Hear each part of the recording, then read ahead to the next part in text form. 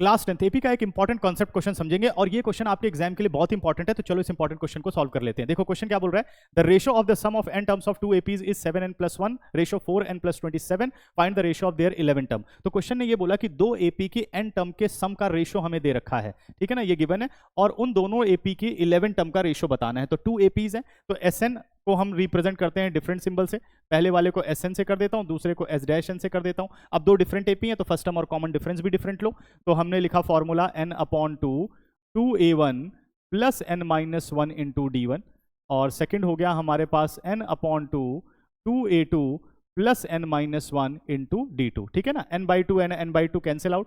अब Sn upon S' का ratio आपको गिवन है, तो ये एक्सप्रेशन हमारी चेंज हो गई, 2a1 plus n-1 into d1 upon 2a2 plus n-1 into d2 is equal to 7n+1 और होल अपॉन 4n+27, ठीक है ना। अब क्योंकि मुझे 11 टर्म निकालनी है तो nth टर्म निकालने का फॉर्मूला क्या होता है, a plus n-1 into D, यानी अगर मुझे 11 टर्म निकालनी है तो 11 टर्म का फॉर्मूला बनेगा a plus 10d, a plus 10d, ठीक है ना।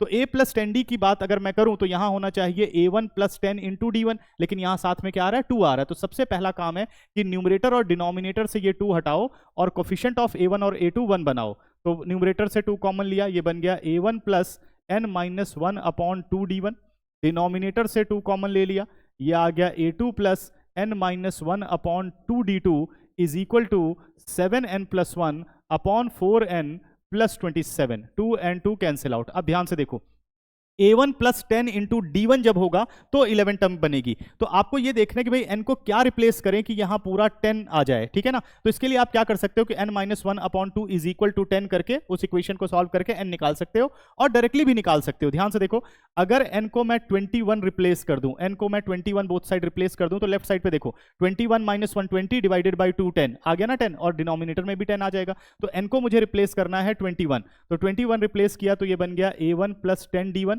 और डिनोमिनेटर बन गया a2 प्लस 10 d2। राइट पर आ जाओ, 7 इंटू 21 ये आ गया आपका 147 प्लस 1, डिनोमिनेटर में 4 इंटू 21 हो गया, ये आ गया 84 प्लस 27। अब इसे सिंप्लीफाई किया तो a1 प्लस 11 d1 को लिख दिया 11th टर्म यानी a11, a2 प्लस 10 d2 को लिख दिया a-11 is equal to 148 upon 111। अब देखो तो ये 37 से कट रहा है, 37 4 जा और 37 3 जा, तो हमें इन दोनों की 11 टर्म का रेशियो मिल गया a11 रेशियो a-11 इज 4:3। तो 11 टर्म का रेशियो कितना आया, 4:3।